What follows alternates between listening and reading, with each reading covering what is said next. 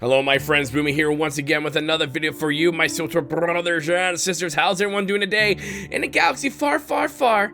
Oh, that armor is so shiny. Oh hey, this is your first time on the channel, make sure you hit that subscribe button for all your Swtor fun and especially news and sometimes guides, updates right here, right now, my friends. And if you want a little bit more content, maybe think about becoming a Patreon and a member of the channel. Okay, I'm done selling. Friends, there has been a kerfuffle, and still is a kerfuffle, within the Swtor community regarding the changes and something brand new coming into 7.4. Yes, the chains of sexiness. Nope, that's not what it's called, but I like that title better.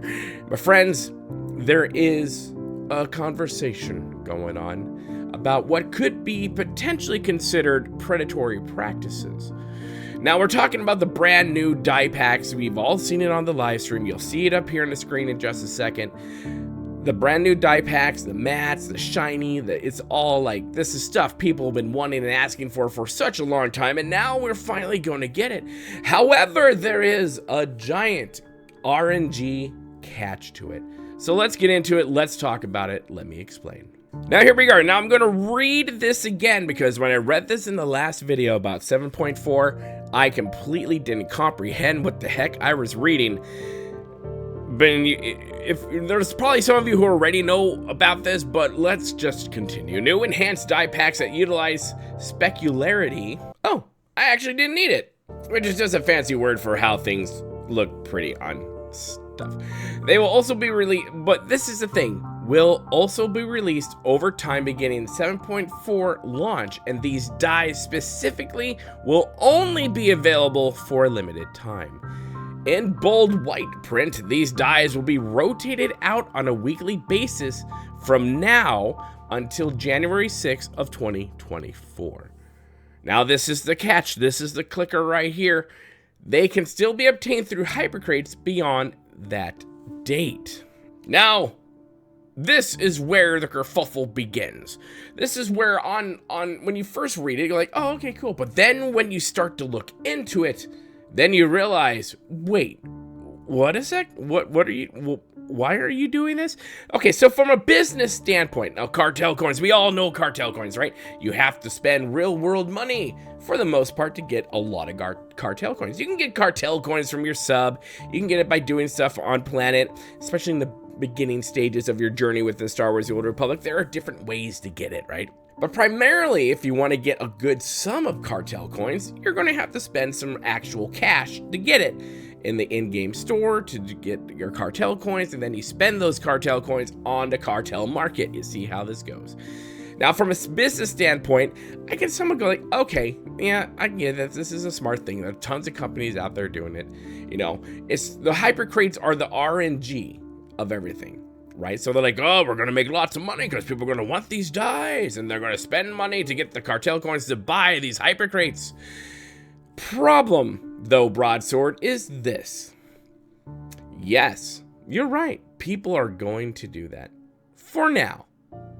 See, if you want to make this in the short term is a cash cow, total cash cow, especially because they're going to start off as direct sales, which I think is a brilliant, smart thing to do. And I think it's what they should continue to do, is have it on a rotation, but keep it as a direct sale. It might be smaller amounts of money being spent on Cartel Coins to get, but it's going to be a congruent, substantive, sustainable money pouring into the coffers. Whereas when you just do this, you have it for a little bit and it goes away, but hey, you can still get them in those hyper crates. You know, you just spend the 2,500 Cartel Coins, go get those things, and then you're like, well, I don't know, what's the RNG on this? What's the drop rate on these to happen? So you're gonna have to buy multiple hyper crates to get in. Do you see where I'm going with this? And then you're probably thinking, well, they'll just get on the GTN. Well, if you're not being taxed like crazy as if you're living in Soviet Russia, they are going to cost a butt ton of money, and people will probably start hoarding them because of how rare they're going to be. So once again, we find Swtor on a business standpoint. Okay, I get that, but then again, shooting themselves in the foot and alienating their community once again when something this hot, this amazing, this popular, because that's what they're betting on. That's what they want you guys to do. It's like, aha, this is going to be so popular. These people will do anything and open up their wallets for all of us. And will pay up the nose, maybe, depending on how much you want to pay, to get this, to take that RNG chance in that hypercrate, to get the matte black that you really wanted. Yes, that's what they're counting on. It is. So here's the thing. Is that okay? Direct sales, I have no issue with. I think that's totally fine. But when you start bringing in the RNG into it, the lottery of it all, the Russian roulette of it all, that's when it gets a little gray area sticky in my world, and in some countries legally. It becomes a thing when it becomes, oh, well, this is just pure gambling. And in some countries, they have taken out and taken on big gaming companies for doing something just like this. That's a problem. I don't think it should be in the hypercrate, or maybe it should, who knows? How about, I have an idea, how about have it for both? Why not just keep the damn thing in there? Keep it in the hypercrate, let the RNG do what RNG does, and then keep direct sales and just have it rotating in and out. Why is that such a bad thing? Because, well, not necessarily, it's not a bad thing, but Broadsword needs to make money, which I'm totally okay with. You need to make money, that's fine. But the community is starting to see through this. And I told you guys, the moment Broadsword took over, and this might be something from the BioWare days.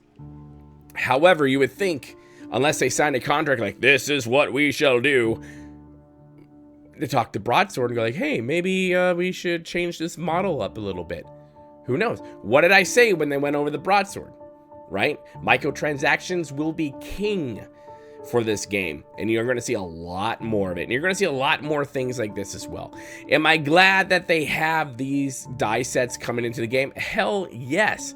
Am I going to spend my whale money collected cartel coins on some of them? Probably, but not everyone has that.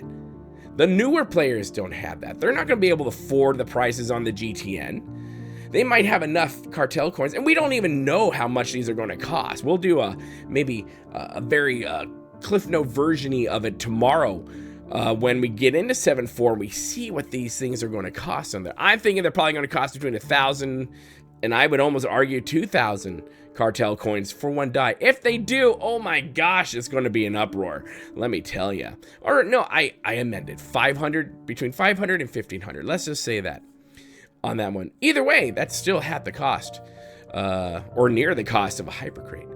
But for newer players, they don't necessarily have that kind of coin. Yeah, they don't. So it kind of makes me go like, okay, they're targeting the whales on this. And that's fine. I get that. Party on. But giving it to us, knowing how hyped we are, and then taking it away, but it's on a limited time. And then, guys, you can still get into hypercrates. What's your problem? That is the problem right there. And I think that's another problem that this game has, where they need to find a good balance between a business model and keeping its community happy. And yeah, you got to keep the shareholders happy. But hell, as someone who owns shares in companies, and yes, I own a share in EA and all that jazz, as long as you are making money, that's fine. As long as you're making a profit, I'm down with it. So as long as Swtor is still being profitable, but yet they're just doing direct sales on a long-term strategy, party on. I'm on board. I will vote for that all day long. But I'm not down with this RNG lottery crap. I'm not a big fan of that, and a lot of people in the community are not big fans of that as well. My friends, let me know your thoughts on this. Let's keep the conversation going on in the comment section below. Am I just out of touch? Am I off base? Am I off kilter? Well, I am kind of weird. But am I wrong? Whatever. Let me know. Be civilized, obviously. But what are your thoughts on this? You're like, Boomy, just let it go, bro. Or you're like, Boomy, you're totally right. Didn't think of it that way.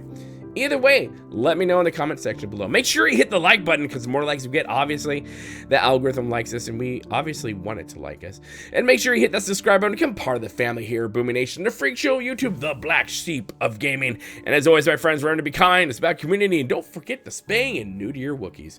We'll see you later, my friends. Good day.